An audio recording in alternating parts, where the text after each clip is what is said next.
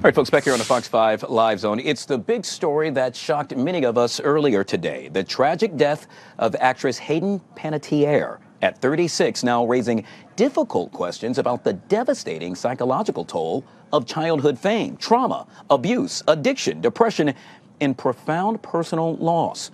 Just minutes ago, we received a statement, according to TMZ, that she died from cardiac arrest, possible overdose. We also know that she was found by a friend inside a South Carolina home. Joining us now to discuss this and so much more is Dr. Carole Lieberman, also known as America's Psychiatrist and the Terrorist Therapist. Dr. Lieberman, I wish I could say it's always good to see you, but I wish under better circumstances. Welcome to the show. Thank you. Obviously, we know a lot about Hayden. We know that, in essence, I mean, her fame came before she was even 1 year old, starring in a commercial. We also know that she battled some demons throughout her career, obviously had a major dispute with her mother, and at one point, or even gave up custody of her child. Now she's gone forever, and it's pulling out the heartstrings for a lot of us, Dr. Lieberman.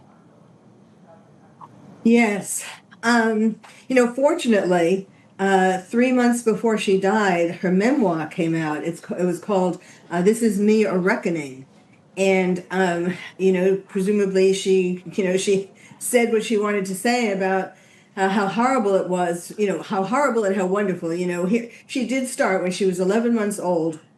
She was in a commercial.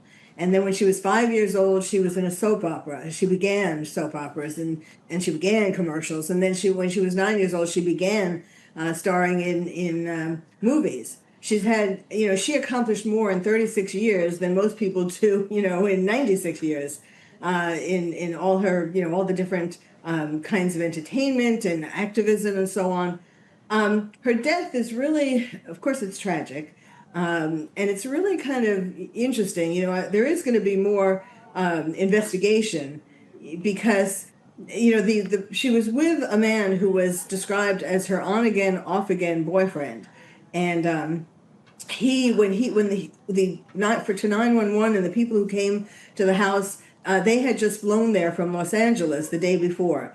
And he sort of introduced himself as an acquaintance, which kind of, makes one wonder, were they both taking drugs and he's afraid of being blamed for her death?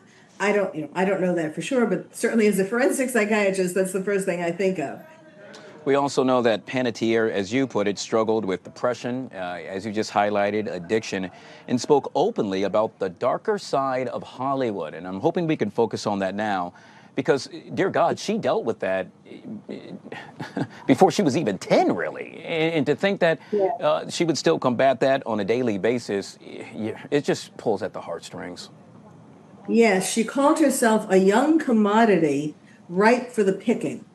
And her story is so typical of young Hollywood stars. I mean, that's why, we all often hear about people who start out really young and famous, and then, typically it's because they get less famous and they miss the spotlight that they end up in drugs and all kinds of problems. That wasn't so much her case, but this, first of all, the biggest tragedy was having a baby when she was not feeling that she was able to be a mother to her.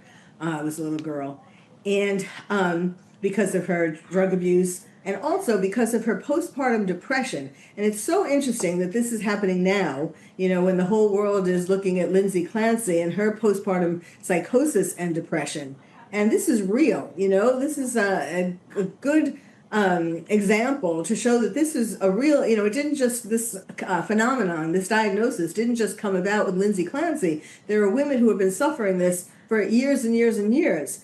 And so when she had her baby, she felt that she couldn't bond with it. She said she felt nothing. And so she gave the child back to her ex-fiance, who was the father of the child. And she gave up custody to the father, which was a very, generous, self-sacrificing kind of thing to do.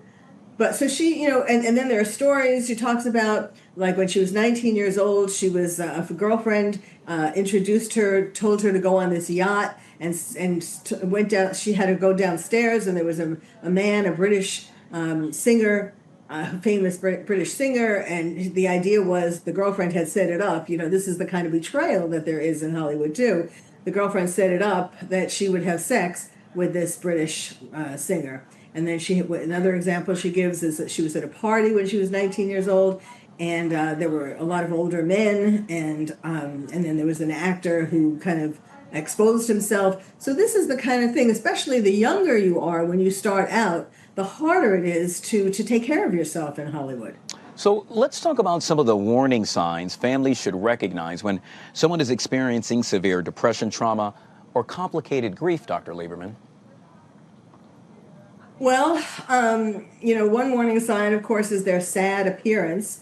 Sometimes they often try to hide that, pretend to be everything to be okay. Another sign is if they start using drugs or alcohol more than they had, more than just social drinking or, well, you don't have really social drugging. And then being more reclusive or doing things where you put yourself in danger, or sometimes people cut themselves, self-harm in different ways. Of course, if they start talking about, they wish they weren't here, that's a major sign of suicide. Just a lack of interest and pleasure in different activities that they used to enjoy. All of these things are signs. All of these things that we should all take heed and take caution and remember to look for. Perhaps if you're dealing with someone that you think and or suspect happens to be dealing with these issues. Dr. Lieberman, I truly appreciate your time. Thank you. You're welcome.